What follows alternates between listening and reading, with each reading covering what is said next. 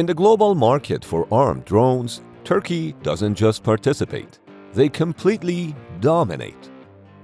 Since 2018, they have accounted for a staggering 65% of all international armed drone sales, completely eclipsing both China at 26% and the United States at just 8%. But despite basically owning the unmanned skies, the most revolutionary naval asset in the Turkish fleet wasn't a product of careful long-term planning. In fact, this ship is a drone carrier because Turkey shot itself in the foot, militarily speaking, with a multi-billion-dollar diplomatic disaster. But how arrested landings on a flight deck can be dangerous for unmanned drones, why a 25mm cannon is bolted directly beneath this flight deck, and why this drone carrier is less vulnerable to anti-ship missiles than American aircraft carriers are, is not what you think. To understand why the TCG Anadolu exists, you have to appreciate the hilarious, brutal irony of international geopolitics. Originally, this 27,000-ton amphibious assault ship was never meant to be a drone carrier. It was designed based on the Spanish Navy's Juan Carlos I class, and its defining architectural feature was a 12-degree ski jump ramp at the bow. That ramp was engineered for one highly specific, incredibly expensive purpose: to launch the American F-35B stealth fighters. Turkey fully expected to sail this ship into the elite club of fifth-generation naval operators, until things got complicated. Turkey had been looking to purchase surface-to-air missile launchers for decades, but the United States was reluctant to share the Patriot system with them.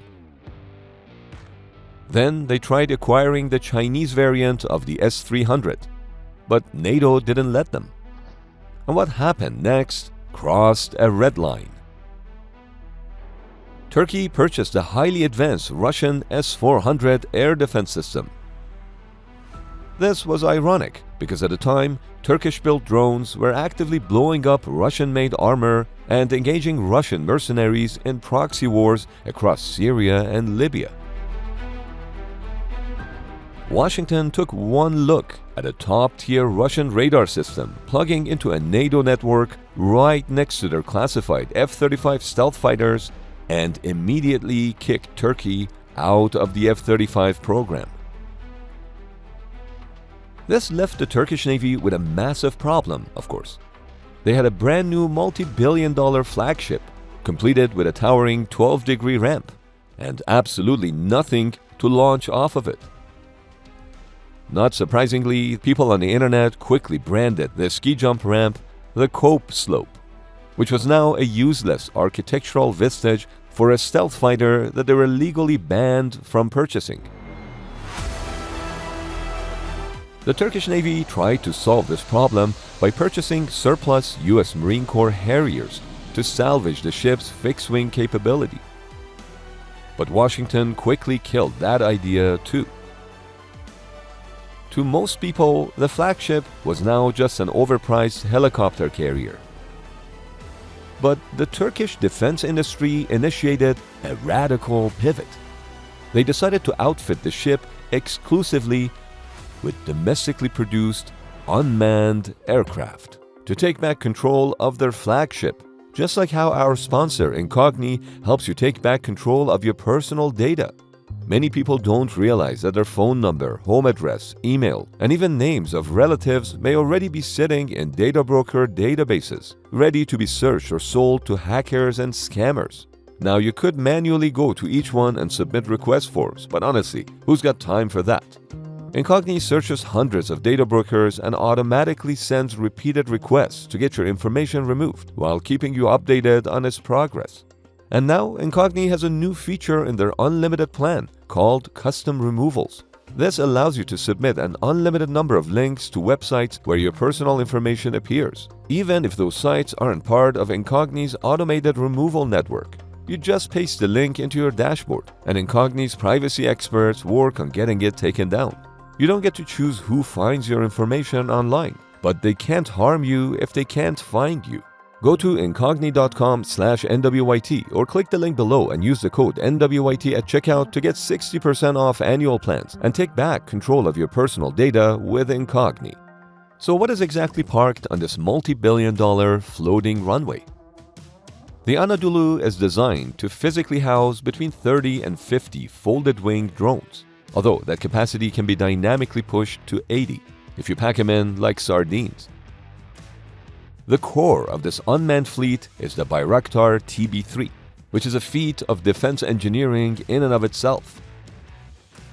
With over 1,200 miles of operational range, 24 hours of loiter time, and highly autonomous, capable of carrying precision-guided munitions. However, assuming this ship is 100% unmanned is a mistake. Turkey is actually building a manned jet for it. They're actively modifying the Hurjet, a supersonic advanced jet trainer and light attack aircraft, to survive carrier landings. This requires massive structural reinforcement, an arresting hook, and extreme marinization to protect the alloys and avionics from saltwater corrosion. And despite the drone carrier title, it still operates traditional rotary wing assets, carrying a heavy complement of T-129 attack and AH-1W Super Cobra attack helicopters, plus S-70 Seahawks for anti-submarine warfare. In fact, TCG Anadolu in all-rotorcraft configuration can house up to 30 helicopters. But here's the elephant in the room. When Washington took away the F-35B, they didn't just take away a cool stealth jet. They took away the ship's primary fleet air defense umbrella. As for organic missile armament, the Anadolu is essentially relying on close-in weapon systems like the Phalanx Sea-Wiz and rolling airframe missiles. Without those fifth-generation fighters flying combat air patrols, the ship has virtually no long-range, over-the-horizon defense against incoming threats. This is exactly why critics argue that a slow-moving flat top without an F-35 umbrella is nothing more than a giant, overpriced, anti-ship missile magnet. In fact, critics often compare the Anadolu to Australia's Canberra-class LHDs, which share the exact same Spanish design. Because Australia uses them almost exclusively for humanitarian assistance, Reddit users brutally mock the Aussie ships as HMAS ASM Magnet 1 and 2.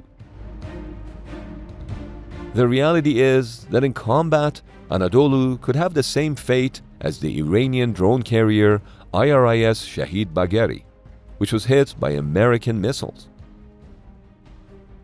The only thing that can protect Anadolu are escort destroyers equipped with anti-air missiles. But here's where the engineering gets completely counterintuitive. When a normal fighter jet lands on a carrier, it violently slams onto the deck and catches a heavy steel arresting wire to stop. But you cannot do that with the Bayraktar TB3. If you try to catch a TB3 with a traditional arresting cable, that heavy steel rope will violently snap upward and instantly obliterate the drone's rear-mounted pusher propeller. So how do you stop a drone on a moving, pitching runway without wires? You hand the keys to an artificial intelligence algorithm. Instead of relying on heavy deck machinery, the TB3 uses its onboard combat computers to calculate deck roll, pitch, and wind shear in real time. It flies itself onto the deck and brakes organically in under 100 meters. And if you thought the TB3 was impressive, wait until you see the higher-end tier, the Bayraktar Kızılelma, which means red apple in Turkish. In Turkish history, the red apple is a legendary concept. It represents the ultimate, ever-shifting goal of military conquest. For the Turkish aerospace industry, building an autonomous, jet-powered stealth fighter was their 20-year-long red apple. Because the Kızılelma is a jet and lacks a rear propeller, it comes in with massively higher kinetic energy than the TB3. To catch it, the Anadolu would have to utilize a stow-bar system, forcing the drone into a hard, high angle of attack landing to catch a deck-mounted arresting cable. Kızılelma is yet to fly off Anadolu's flight deck. To top it all off, positioned conspicuously just below the lip of the ski jump ramp is an Aselsan 25mm remote-controlled gun. This gives the drone carrier a direct, forward-firing shootout capability. Why? Well, to eliminate the potential blind spot against fast-attack suicide naval drones, similar to the ones used by Ukraine against Russia.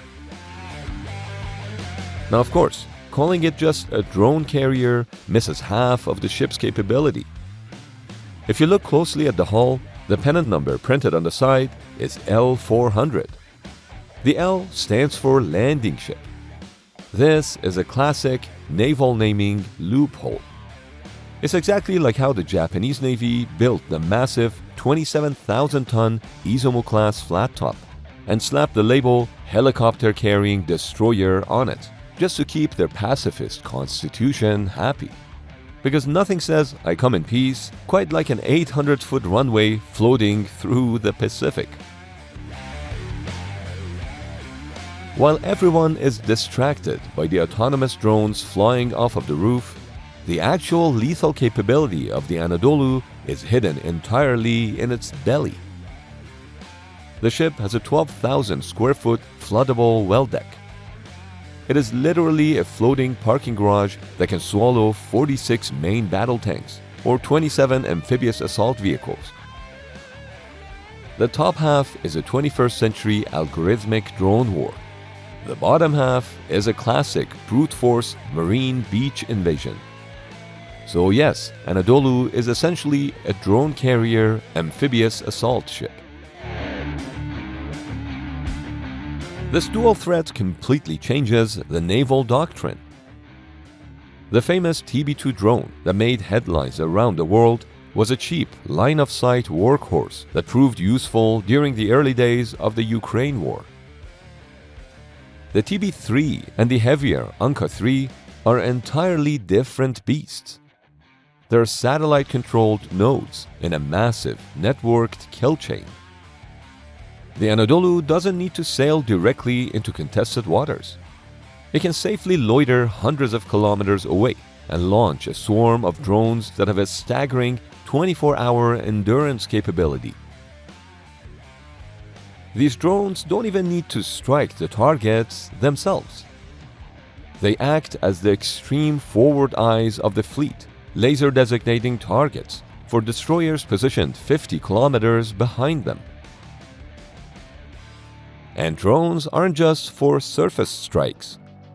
The swarm can conduct wide-area anti-submarine warfare by carrying and dropping arrays of sonobuoys to hunt and sniff out enemy submarines far ahead of the main fleet.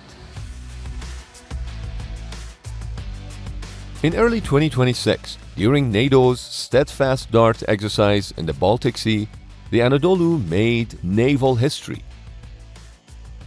Operating in freezing -6°C weather, a TB3 autonomously launched from the deck, engaged a target with precision-guided munitions, and successfully landed. Throughout the exercise, those drones executed 232 sorties in icy conditions that would have easily grounded most manned aircraft. Just a few months later, during the IFES 2026 drills, the Anadolu proved it was a fully integrated command hub coordinating F-16 bombing runs, attack helicopters, and amphibious marine landings, while simultaneously launching autonomous drone strikes. The Anadolu has effectively sparked a massive global drone carrier race, splitting the world's navies into two wild extremes. On the high end, you have China, aggressively building the massive 40,000-ton Type 76 Sichuan. Unlike the Anadolu, the Chinese carrier uses a complex electromagnetic aircraft launch system, or EMALS, specifically to catapult heavy jet-powered stealth drones off the deck. On the complete opposite asymmetric end of the spectrum, you have Iran. They literally took a commercial container ship, welded a bizarre reverse-angled flight deck onto it to bypass the ship's superstructure, and called it Shahid Bagheri. It is crude, it is cheap, and it proves that the financial barrier to entry for naval aviation has never been lower. But this misses the West's quiet entry into this new space. The UK's Royal Navy have been testing Mojave drones off HMS Prince of Wales, and Portugal recently commissioned the João II, heavily marketed as the EU's first dedicated drone carrier. Although it's mostly just a light patrol and oceanography vessel, not every ship with drones on it is suddenly a mini aircraft carrier. When you compare a drone carrier to a traditional supercarrier, the entire debate comes down to terrifyingly simple math. An American Ford-class nuclear supercarrier costs over $13 billion and packs 5,000 sailors, making it the ultimate symbol of global power projection. But in an era of hypersonic carrier-killer missiles like China's DF-21D, which boasts a range of over 1,800 kilometers, a traditional carrier has a huge operational blind spot. An F/A-18 Super Hornet only has a combat radius of about 900 kilometers. That means, to strike a target, a multi-billion-dollar supercarrier has to sail hundreds of kilometers deep into the enemy's lethal kill zone. But a drone carrier completely flips this survival equation. Because unmanned systems are not limited by the physical exhaustion of a human pilot, drones boast staggering 24 to 30-hour loitering capabilities. This extreme endurance allows a comparatively cheap, mid-sized ship like the Anadolu to park safely over the horizon, well outside of the range of anti-ship ballistic missiles, while its algorithmic air wing projects continuous, unblinking power thousands of kilometers downrange. It of course entirely lacks the sheer brutal force payload and high-end fleet defense of a nuclear supercarrier. But a drone carrier trades payload for persistence, ensuring that if a missile does slip through the cracks, you're not losing 5,000 lives and a massive chunk of your nation's GDP in a single afternoon. But for Turkey, the TCG Anadolu is already yesterday's news. It's viewed by the highest echelons of their naval command as just a big floating laboratory. Armed with the tactical workflows developed on the Anadolu, Turkey has already cut steel on the MUGEM, the national aircraft carrier. Slated for delivery in 2032, this new vessel is a 60,000-ton multi-domain Leviathan, deliberately designed to dwarf the French Charles de Gaulle and to establish absolute maritime deterrence in the Eastern Mediterranean. And that's how a ridiculed diplomatic accident turned into a globally recognized platform. Necessity is the mother of invention. But wait, who's the father?